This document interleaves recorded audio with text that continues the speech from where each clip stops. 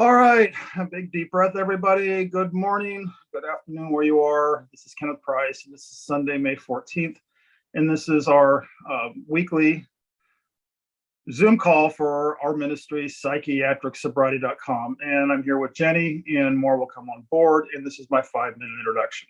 And I'm tired this morning. I've been working long hours, so I'm just going to do a lot of deep breathing, and we're just going to say a prayer, and we're going to launch this meeting. What is this meeting? Who am I? Why is it being recorded? What do we do here? I'm 56 years old, and I have what's called a psychiatric parable. And that parable's in my rear view mirror. It's kind of interesting. Jenny's driving up I don't know what highway she's on, but she's driving through Oregon. She's been driving, with her husband for the last couple of days, and she's probably got a rear view mirror right, to her left, to her right. I don't know. I'm kind of a dyslexic, and my rear view mirror in my Subaru Forester came off 2 days ago. Maybe that was a sign. My psychiatric parable is now in my rear view mirror. So what I do is I host these Zoom calls once a week for others who want to put their psychiatric parables in their rear view mirrors. What is a psychiatric parable? That's what I've called it. It's the belief that we're mentally ill. It's the belief that we need pharmaceuticals. It's the belief in many, many beliefs. That's what we do here. We unwind beliefs. In the current allopathic model, in the current, prevailing narrative, mental illness is a truth. And what we do here once a week, which is what I did to emerge myself from all of that, is I backed away from all of those beliefs. And I began to get connected, or should I say, I began to get reconnected. And what I began to notice over the years is that my mental illnesses no longer could be a vibrational match to the person who I truly am. And it's an exciting journey. It's a journey which takes a lot of work, it takes a lot of discipline, and it's a journey that we can't do alone. So ergo, I host these Zoom calls once a week, and we all do it together. We unwind ourselves we do whatever it takes. You can't just, the current prevailing narrative is you have a mental illness, here's a pill. Well, I bought that narrative, and eventually one pill led to 2, led to 5, led to 10, and by, a quarter of a century later, I was on handfuls and handfuls of pills, and I was actually getting sicker. So it was my decision, many, many years ago, to challenge that narrative, to surrender all of my pills, and to find out what was really going on. And it was a really difficult journey, but the reason I host these is it didn't have to be difficult, and other people can go through it a lot sooner, a lot quicker, with a lot less pain. So ergo, I decided to start a ministry, psychiatricsobriety.com. All right, that's kind of my narrative. Listen, one thing I want to say, I call these my disclaimers. We're not here to protest psychiatry. We're not here to tell anybody to get off their pills. That would be reckless, and that is opposite of what we're here to do. We're here to be helpful. We're not here to cause any harm. So for my disclaimers, and they're on my website, understand that if you're on medication, it's not our business to have that discussion here. You got to talk about that with your daughter, with your doctor. You can tell I'm tired. We're only here to offer solutions that work for us, that emerged us, and that are free for the offering. So that's my story, and I'm sticking to it. Listen, folks, it's got to be a ministry. The secular approach does not work. But we're not here to promote a religion. By secular, what do I mean? I mean, secular believes that there's no such thing as a higher power, no such thing as a God, and we're just a big blob of a bunch of chemicals. And if we get the chemicals right, we'll be fine. Well, I try. As they used to say in the 12 steps, the data is in, and in my case, it didn't work. So, you can try it, but just pumping your body full of chemicals ain't gonna bring us what we're wanting in life. I will go over all that. So, okay, I've talked enough. Chatter.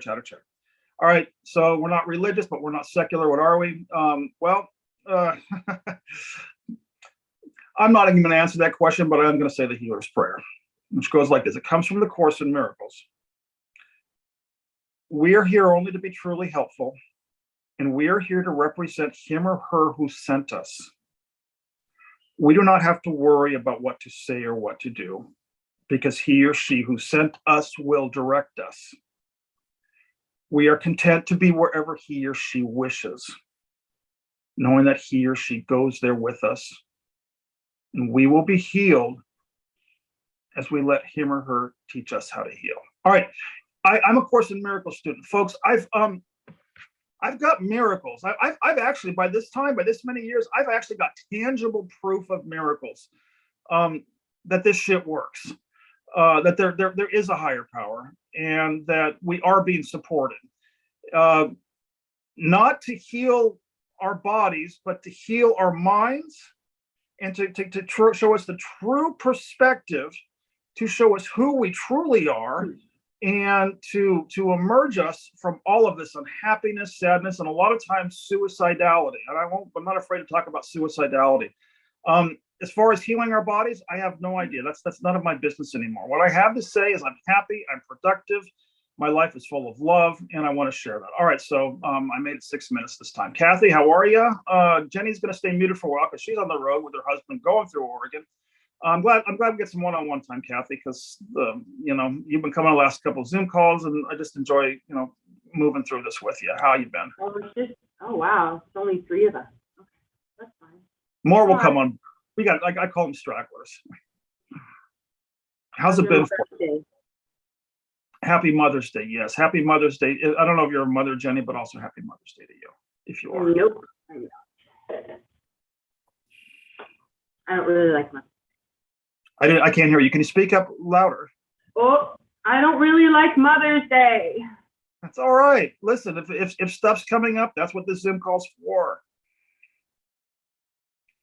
Woo! How's your Mother's Day? Mine. My mother passed in 2006, and it's hard. I was still lost when she died. Now, part of my emergence is I'm feeling really, really sad, quite a bit of the time. Thank goodness I'm feeling. I'll trade in anger for sadness any day. I'll trade it in for sadness. I'm getting in touch with my feelings. So to answer your question, it's very, very sad. Listen, the story of Kenny is very, very sad. Now, that's what I've been practicing. Maybe I'll kind of give the group a window into what my week's been looking like. I've been following a teacher by the name of Keith Kavanaugh. He's a Course in Miracles teacher, and this is very applicable for where we go every week. All of us were trying to fix ourselves. All of us are trying to heal ourselves. Keith Kavanaugh, and the course, he's gifted all of us with the nuances that are actually with the nuances that I have found very helpful. Listen, he says, don't try and fix yourself. And by yourself, I'm talking about your ego. He said, don't try and fix it. Don't try and change it. Don't try and heal it. He's been sharing how to notice it, how to stand back. Don't touch is what he says. Those are the exact words. He says, don't touch. Stand back and notice it. Watch it. He's not reinventing the wheel. This is just mindfulness. But since he's a Course in Miracles teacher, it's jiving with my metaphysical background. And since he was also in a great deal of depression for many years, and anxiety, well, he didn't say depression, he actually said anxiety. Since he was in a great deal of anxiety, this was how he emerged himself from his, and he's happy. I love his YouTube videos because he's just shining light. And that's what we all want to be. We all want to shine. And he's showing us what I call in my ministry the trail of breadcrumbs out of the dark forest. He's sharing how he did his. And that's exactly what this ministry is. I'm just sharing with all of you how I do mine. But here's also what I like about Keith. He's honest and transparent. We got to be honest and transparent to do this work. He says, yeah, I go back into my ego, of course, which is the same thing I say. I'm transparent with the group. I go back into my ego and he shares, all right, we got to notice that we're back in the ego. It's generally when our feelings are just, sadness, depression, anger. And we're not going to make them wrong, but we're gonna then state we have a choice. I'm working on this too, you guys, because I'm not telling the group that we shouldn't be grieving. Just ghost over your sadness with a bunch of metaphysical. No. that's why a lot of times this path is called the razor's edge.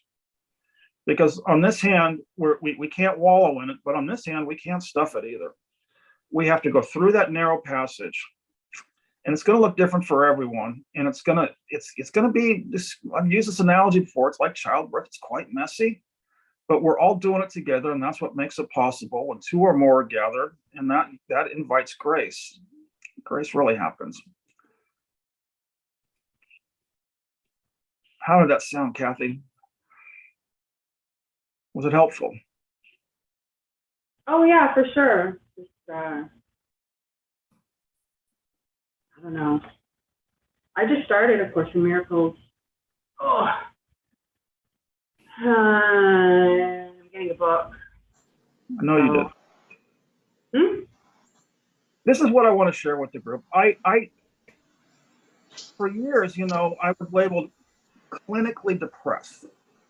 I was. And there was a reason why those pills were had. Okay. What I'm excited to share with everyone now is I've discovered I'm beginning to discover I have a voice. A voice? And I just Jody's drinking her coffee, or maybe but Jody just gave me one of these. People think light is, what do they think light? The language is so difficult, the English language. In my case, it's the discovery that I can grow up and take responsibility. But being a wounded healer, I'm not going to jump in, with a bunch of advice for anybody. Actually, advice I'll give you. So if you ever get advice, just walk away, unless you ask for it, of course. I'm gonna the role I get to play is like Kathy with our friendship. I get, this is why I like having you come on. I know who you are. Because underneath all of mine, someone once, knew who I was. Where am I going with this? Jody, help me out. I'm going somewhere with this. I'm stressed because I'm tired because I'm getting working hard. I'm trying to describe the dynamics of the wounded healer. Basically, kind of like an AA speaker, we were once where you are now. If you decide to want one with God, willing to go to steps. That's the reason the 12 steps work. Because you can relate. I can't hear. Can everybody hear? You should be able. Jody, am I coming through? Okay. Well, your sound is quite muffled, Kenneth, I think is what it is. I thought it was my speakers, but it's not just me. But I understand what you're saying, and I agree. I don't identify as a wounded healer, but I could. I fit in that category. And yeah, so we've been there. We've been where others are now. We're all on a journey, and we've been where you are now. And so that gives us an authority to speak on certain ways to get out. Not that we have all the answers, not that we have any of the answers. We have the experience. We've been down some roads. We've been through some forests. We've been around some blocks. And because of that, we've got a grand experience to share with others, to shine the light, to help them out of the hell that they're in now. Jody referred to it many times, the toolbox. Yeah. And each person's going to have to, take responsibility and intuitively, find what tools. It's like I say in AA, take what you like and leave the rest. Which tools are resonating? Each one of us is going to be handed our tools. I mean, they're all pointing in the same direction, but they're going to be different tools. Each day your tools are going to be different. This is why it's so important to have such a big box of them. When I said choice, really, I discovered I have two voices. And that's why I'm a Course in Miracles student. You got the spirit's voice and you got the ego's voice.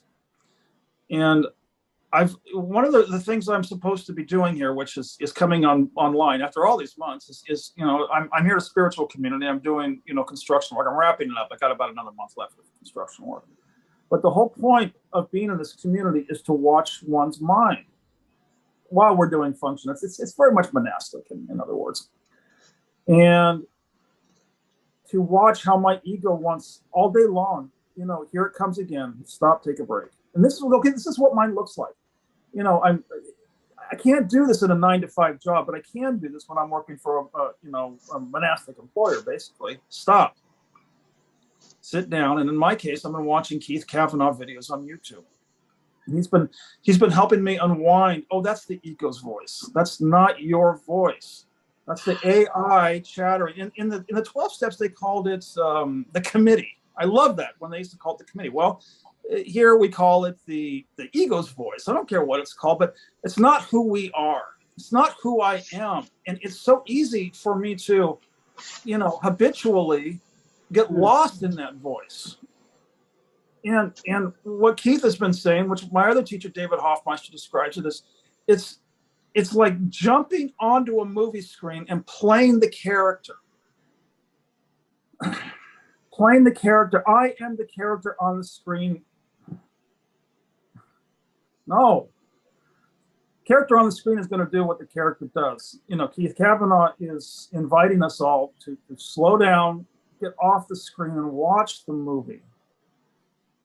This may sound like a lot of gobbledygook, but it's worth entertaining if this could be, and I can just say this because of that parable I had, all those pills, all that madness, all that suicidality is being replaced with gentle, gradual, applicable steps, which is showing prodigious results.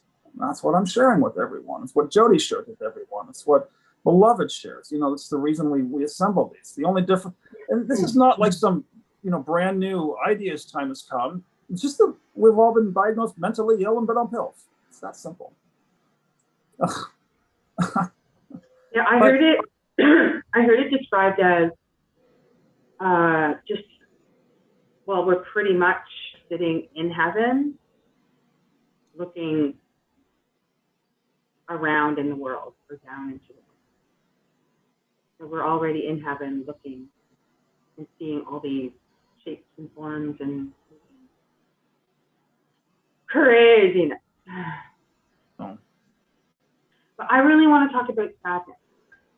Good. Let's make that. I don't think I'm allowing myself to feel like deeply enough because my entire life I've been told that it's too much. Go seek professional help. Even today, I cry, especially on my family. Oh my God, go get professional help. Oh my God, why are you calling me crying? It's call professional help. Anyway, so I feel sadness every day, like extreme sadness. And it's hard to feel it because I have that commentary saying, oh my God, there's something wrong with you. There's something wrong with you. Get it together. Get a job. Anyway, I don't know. It's easy to stay stuck in the freaking story. Like I'm only 1 year off of all this crazy med stuff, and it feels like I'm a year old. Not even. Yeah, maybe 1 year. It's weird.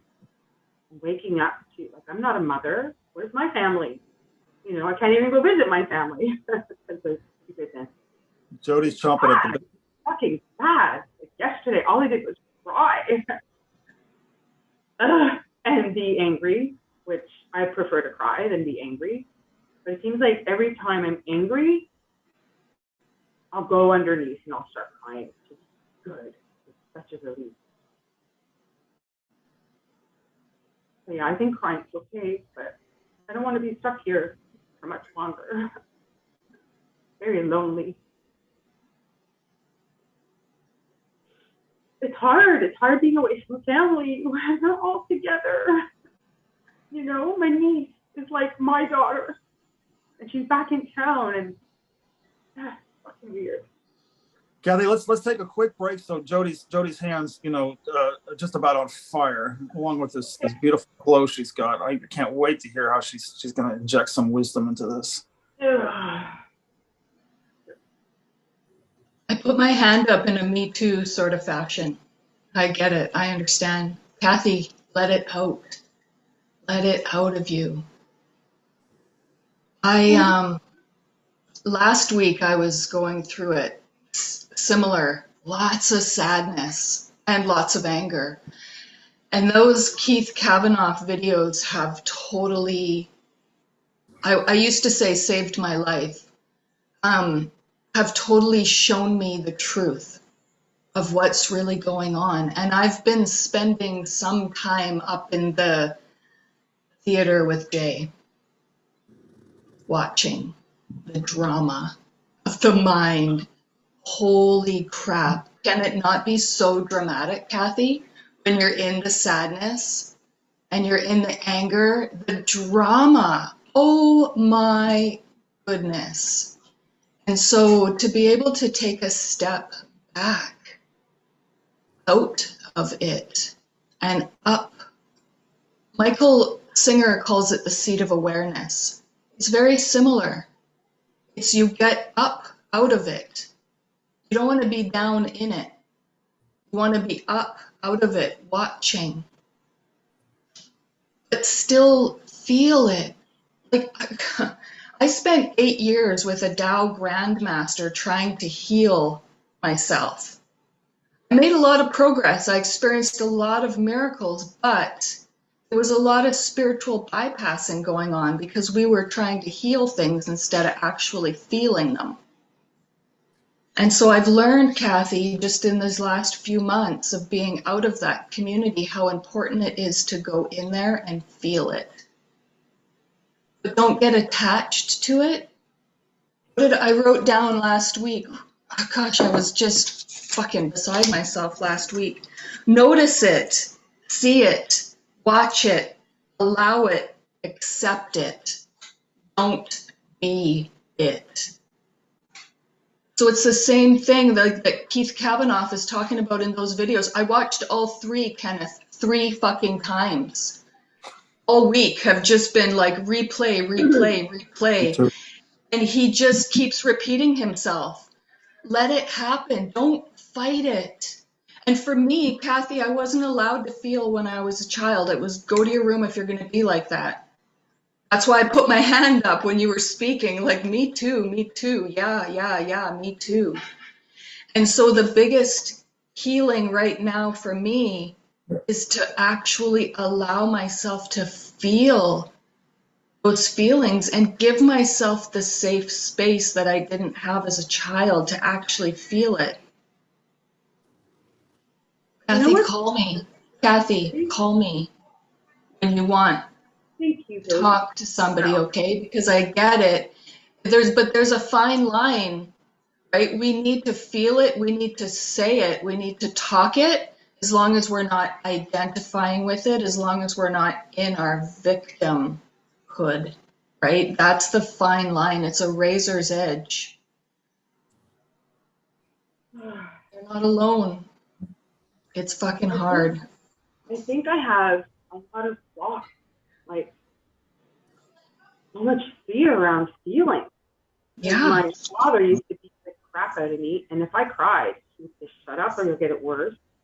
Let me give you something to cry about. My mom would say, you know, don't cry around me, or she would just get up and leave. Oh my God, you're stressing me out. You're too much. You're too much. Yeah. And then all of a sudden I was alone with no parents and ended up in the hospital. And the hospital was saying, oh my God, you're so sad. Here, take a benzo or whatever. And so it's like so conditioned. Ugh. It pisses me off because I know the truth. I know what I need to do. So hard. And I believe that because of my fears, I have this crazy fear of abandonment. It's really hard to soothe that inner, you know, brokenness, that child who is so afraid, because I become it. It's so hard to separate myself from it because it's been conditioned. Most of the time it just feels like that's who I am. So it's hard. Like, I feel like I need to be held in a group, you know, maybe even living with, I don't know. It's like I need permission from human beings. It's okay, you know, feel, and to have somebody come up to me and hug me, and just to, oh, I don't know. I feel like I need that because I can't find compassion for that part of me that's so scared and angry. Like, I know it'll come with time. So, so lonely right now. So thanks for the invitation to call, because I need that. I do need that. We are tribal beings. We're pack animals. We cannot do this alone. Children die when they're not cared for. We need that. It's not just you. We're not being needy when we need human connection, when we need that, yeah, me too, they're there, it's gonna be okay, that like hug. We fucking need that. So don't beat yourself up. Like, even physically, my neighbor threatened me a few times. And the last time she threatened to kill me, I don't even know her name, she's crazy. I called the police. This was not even a year ago, last summer. And then because I've been in hospital, I'm in the system. So of course she lied, and the police came hunting for me like animals, and ended up beating me up and handcuffing me and bringing me to the hospital, and they tied me down. It's like, I can't express myself. I can't feel without being punished. Like, I don't know. Am I attracting that? You know what I mean? I have no idea. Just, I want to get out of here. Like, a woman who wants to kill me lives right there on the other side of my wall. So I'm totally afraid to feel my feelings here. You know, I hear sirens outside, and I think it's going to come and get me. Crazy. I don't think it's paranoia. I just think PTSD. I was there too, Kathy. Yeah. I was there too. That's why I'm hosting these Zoom calls, because the emergence from that is so spectacular and beautiful that once you know, you're going to get your first pop, and you're going to everything that's been said in all these Zoom calls is going to come rushing in a giant aha moment. Oh yeah. Now remember, Kathy, the lotus flower only blooms in the mud. Yeah. This is where I have to add some of the teachings from the Course in Miracles, which says everything in our egoic thinking says something's going wrong. And if you've got family members who said, you know, you need professional help, well, they were in their egoic thinking too. No fault, no blame. It's just, you know, most people are in their egoic thinking. Egoic says something's going wrong. I'm not coming from that place in these Zoom calls. I'm coming from a different place, and so is Jody. And I know Jenny's up there too, but she's driving. Kathy, something's going right.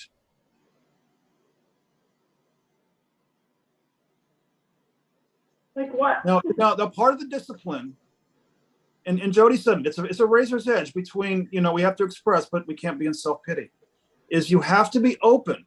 And I know you well enough, because I know you can say yes to this. You have to be open and willing to entertain, only if it's a small little crack. And I know you well enough that you're going to say yes to this, to entertain that something may be going very, very right here, but we can't see it, smell it, taste it, touch it, or hear it right now. It's where the trust comes in. Courage does not, it's where my courage came from, to keep going.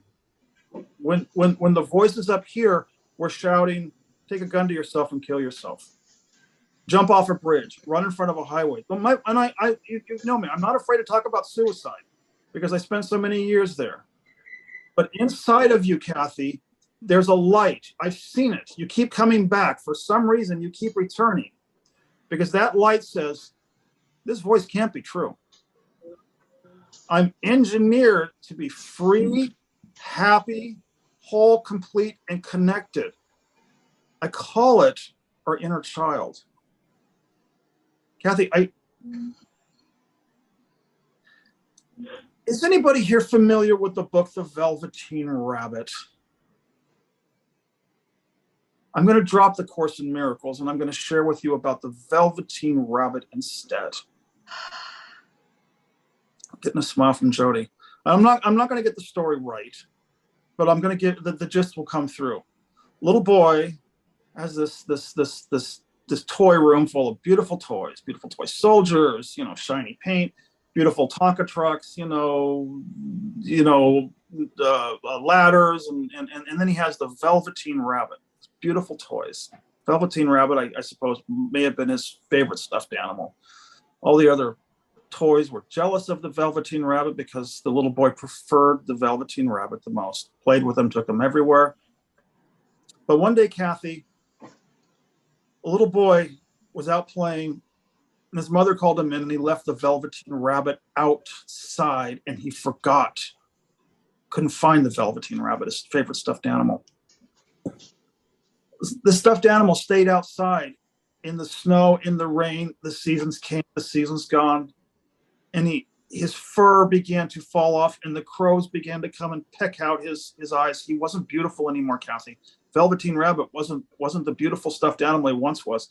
He was a fragment of a shell of himself, and he was depressed and dejected. Until one day, some bunnies, some real rabbits came and started to surround him. And the Velveteen Rabbit asked, "Why are you surrounding me? I'm an old, worn out, useless stuffed animal toy." And the other bunnies looked at him and said, "Here's the mirror." You know what happened, Kathy? He became a real bunny. He became real. It's where all this is taking us. Our fur is being lopped off, our eyes falling out. We're no longer loved by we're not the favorite toys anymore. We're wrinkled. We're gaining weight. Our bodies are falling apart. We're being surrounded. I'm telling this to everyone. We're becoming real.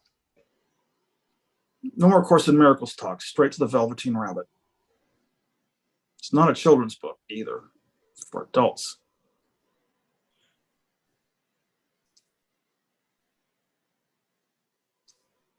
That's it.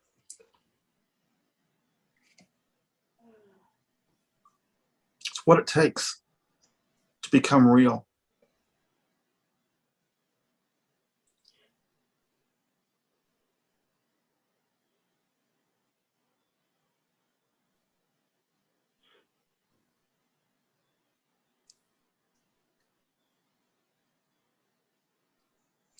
I can't help anybody heal themselves. As a matter of fact, it's none of my business, and I don't know if it's in their script. But I can help them to see what's true about them by holding up the mirror.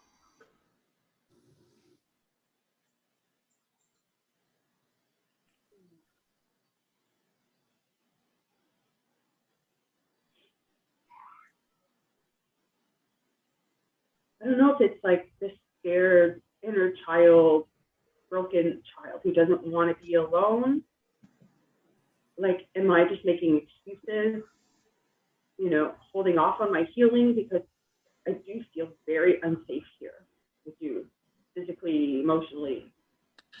It's not where you're at, Kathy. It's all. I'll go back to the Course in Miracles after the Velveteen Rabbit parable. We really believe it has something to do with our neighbors. We have to believe it had something to do with our childhood. Especially me. I spent decades in therapy trying to find out what had happened in my childhood, so that Ultimately, when I say discipline, we have to get connected. The dream character on the movie screen, can try and go to all sorts of dream character doctors on the movie screen who can try and figure out, and it goes around and around.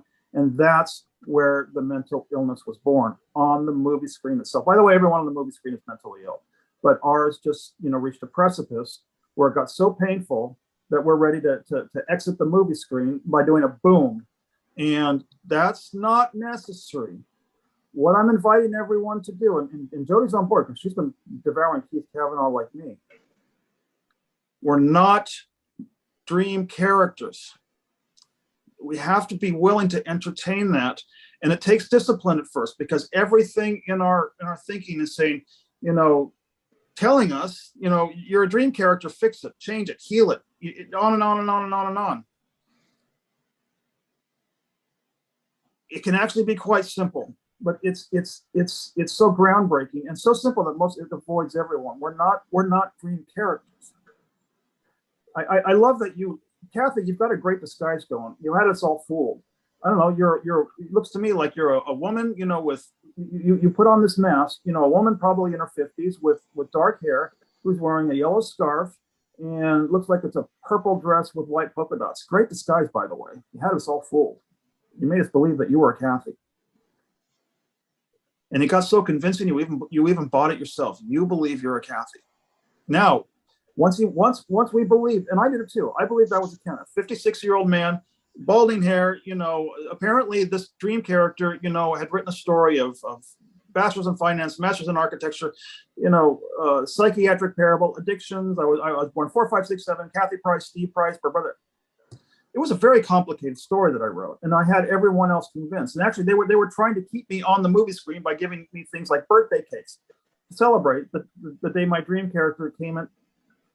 I know this is serious shit, but if you can be willing to hear this, it emerged. I don't need that story anymore. I definitely don't want this story anymore. What story do you want? Because the other nuance is we can't battle the story either. And Jody knows this because she's been watching Keith Kavanaugh. We do this. We were taught. And that's why we gravitate towards these teachers who guide us gently through that narrow passage, eye of the needle, because the more we battle the story, the more the story battles back. It's a subtle, very delicate, and a lot of the Christians have used this to say, take Jesus's hand, Jay's hand. But it doesn't have to be Jay. Any loving, if you've got a loving character in your parable, any loving character, any loving concept. It's hard for me because I'm not a spiritual teacher, but a loving figure is what the word I'm trying to say, because it's got to be done gently.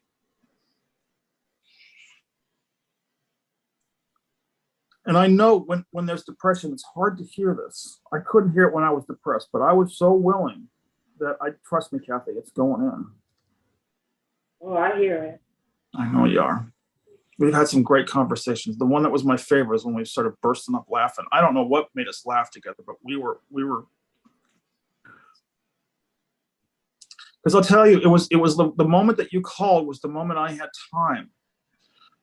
You've got to believe in the synchronicities.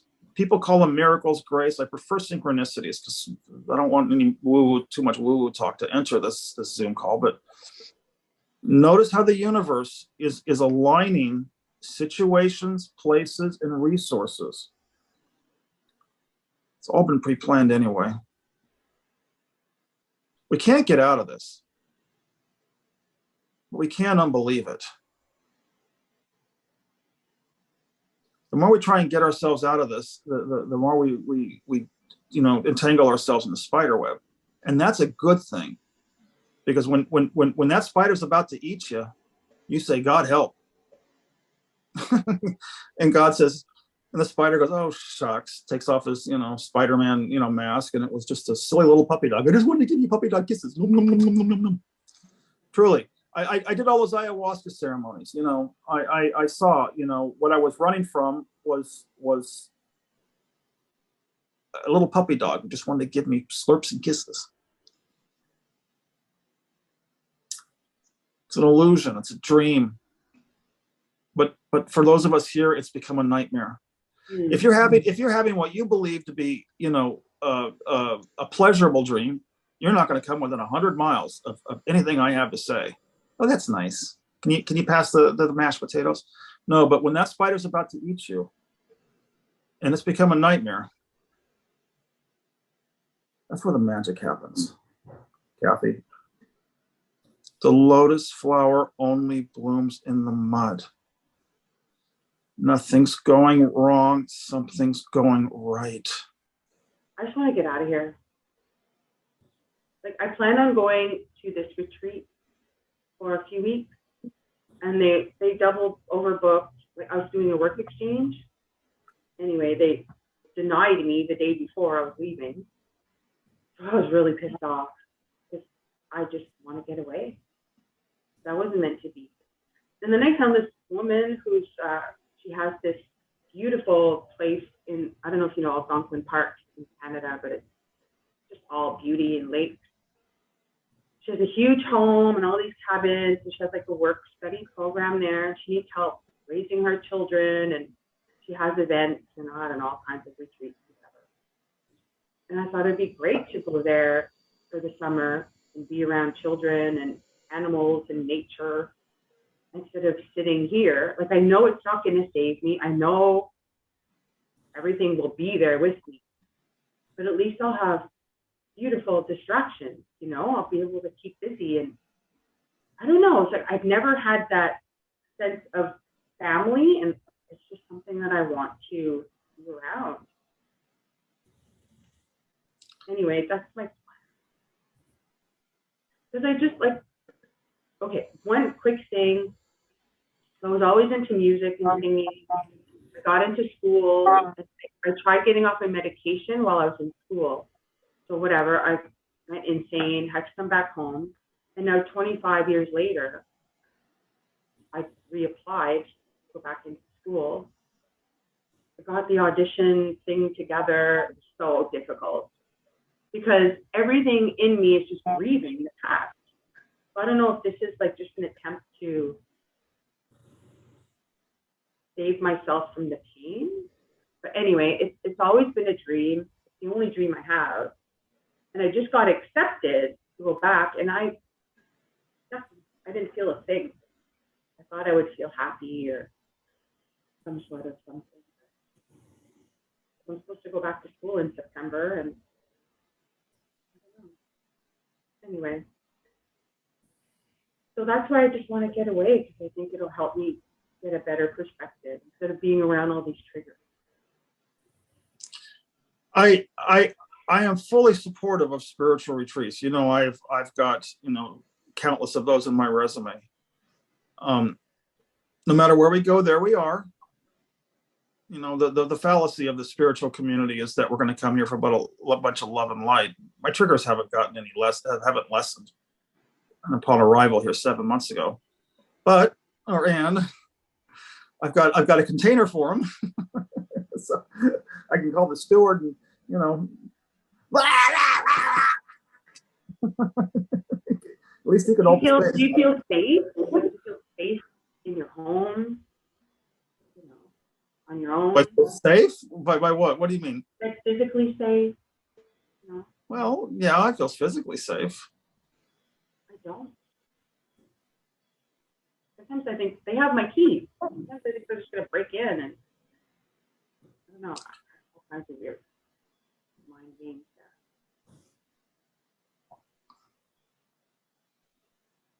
there. Anyway.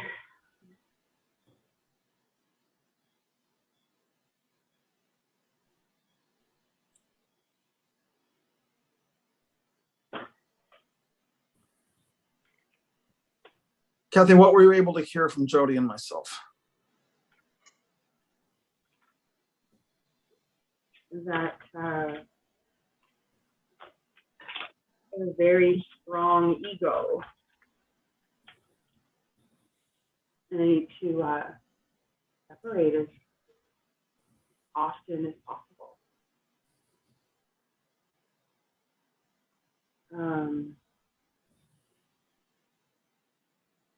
I don't know, that it's okay to feel all of this, all of these feelings. Yeah, I know I'm definitely holding back from feelings. It's a lot easier when I talk to you guys, but alone, I just feel like I'm in survival mode, and I'm always like trying to protect myself.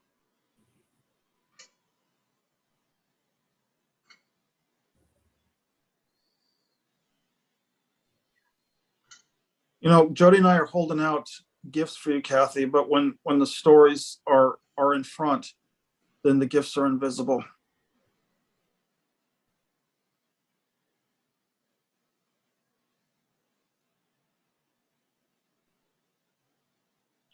Well, that's why I started Course in Miracles, because I need help.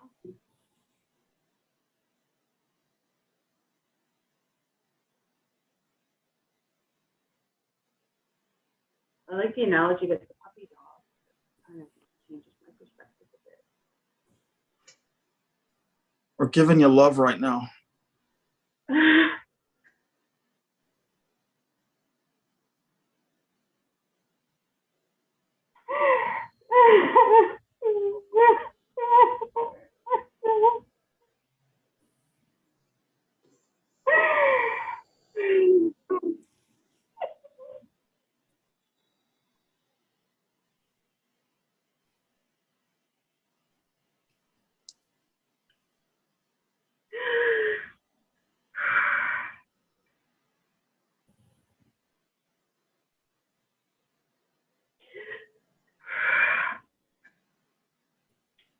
Clean it.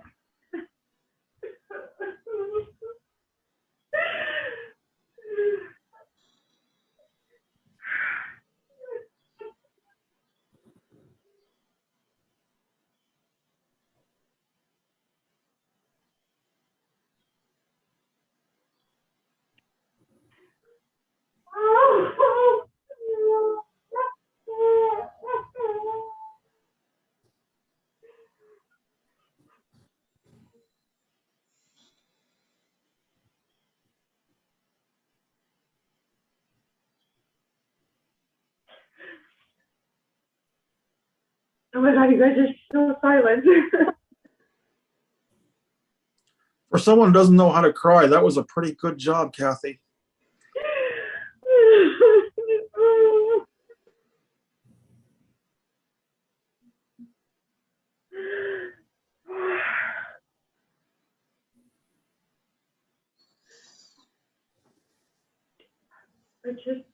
I need to allow myself to be around people.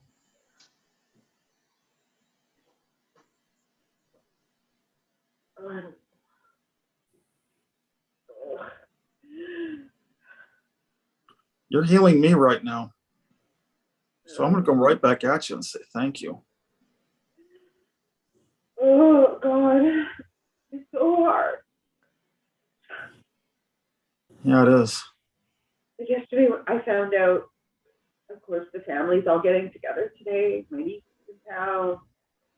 Wait, you were doing so well. Why do we have to go back in the family? We were doing so well. You went back into the stories. Well, just because I was so scared. I had suicidal thoughts, and I had no one to talk to about it. So I just, yeah. In this moment. It's so sore today, and I know it because moment, right now, in this moment, you're safe. I'm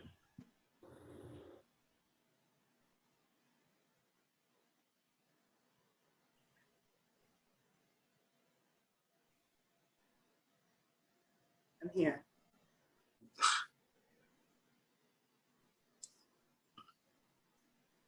I don't know about you, Jody, but I'm beginning to see blossoms. I don't see mud anymore. I see the first signs of spring.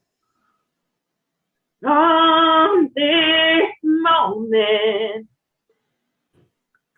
I will love you. I don't even know the song. I want to hear the rest. Oh God, my body hurts. It's exhausting.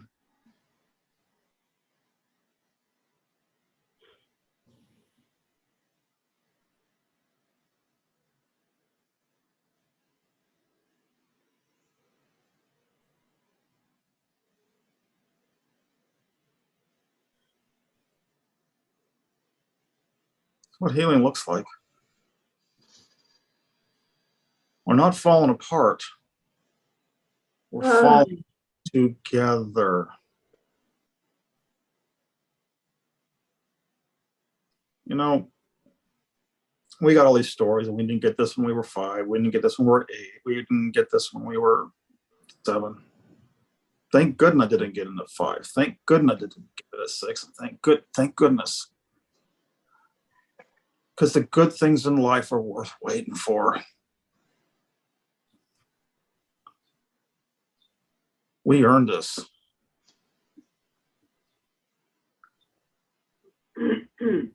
Why I call myself a wounded healer. Because those scars, like what I named the video from last week, I can't pronounce it. Kintsugi. Remember, did you see the video title from last week? The Japanese art, when a pottery shatters, they glue it back together with gold. They honor those breaks.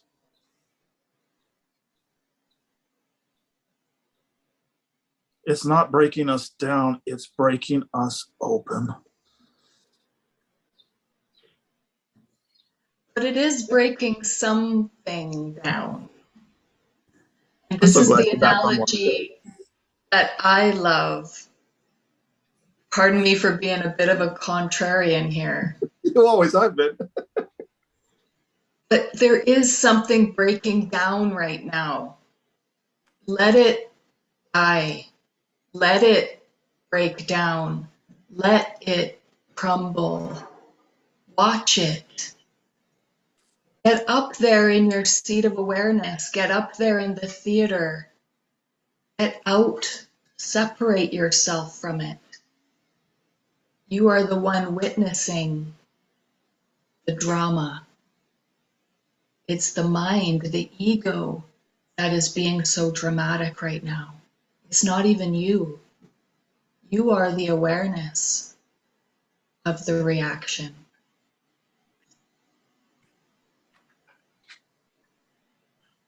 Lately, I've been identifying with the phoenix because there's been a fire. I've been through another trial by fire. Last week when I was here, I was so fucking mad. I wanted to hurt people. I wanted to hurt myself. I had to go through that fire. I'm so grateful that Jenny asked about the darkness, because it caused Sean to say something really beautiful, and then it caused Kenneth to put up those Keith Kavanaugh videos. It's so simple, Kathy. Don't fight it. This process that you're in, let it happen. Let the tears come. Let the anger come. Feel that unsafety in your body. But don't be it. Be aware. Get up in the theater with Jay.